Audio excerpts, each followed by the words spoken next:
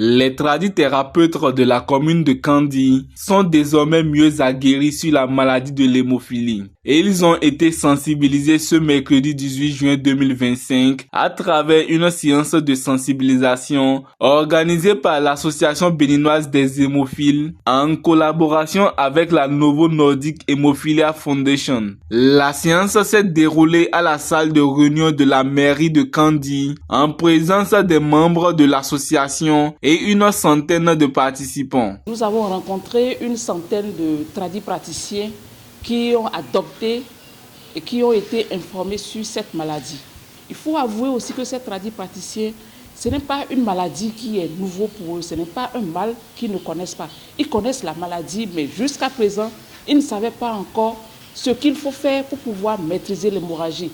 Mais notre descente sur Kandji aujourd'hui leur a permis de comprendre que cette maladie existe réellement au sein de la médecine moderne et qu'il y a une solution qui pourra leur permettre aussi d'utiliser dans l'exercice de leurs fonctions.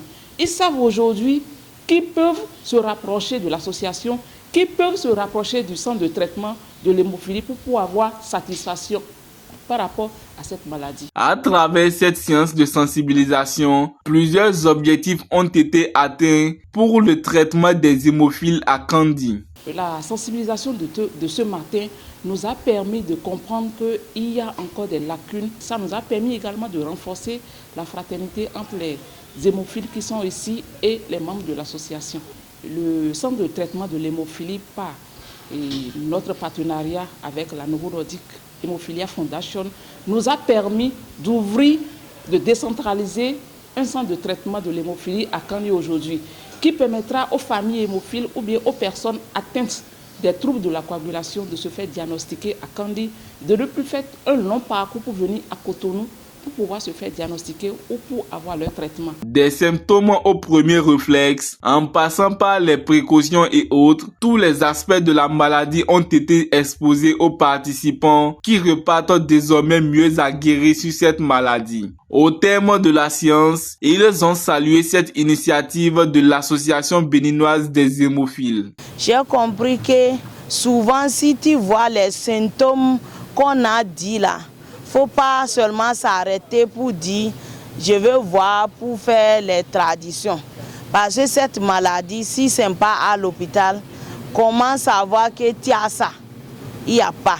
Moi, entre-temps, je ne savais pas si par exemple l'enfant a au niveau du genou gonflé ou bien si l'enfant saignait, c'était la maladie. Et ce que j'ai retenu, par exemple, ils ont dit celui qui a cette maladie ne doit pas prendre aspirine et ibuprofène. La personne ne doit pas jouer, ne doit pas grimper. Et par rapport à ça, moi-même, arrivé à la maison aussi, je vais essayer aussi de sensibiliser mes collègues qui n'ont pas eu l'occasion d'aller suivre la sensibilisation avec moi. Donc, par rapport à l'association qui est venue nous rendre gratuitement cette information, cette sensibilisation, moi, je les remercie beaucoup et je prie beaucoup pour qu'ils puissent disperser dans le pays pour encore sensibiliser d'autres. Pour rappel, un centre de traitement des hémophiles équipé a été inauguré au CHU de Kandji grâce au partenariat entre l'Association béninoise des hémophiles et la Novo Nordic Hemophilia Foundation.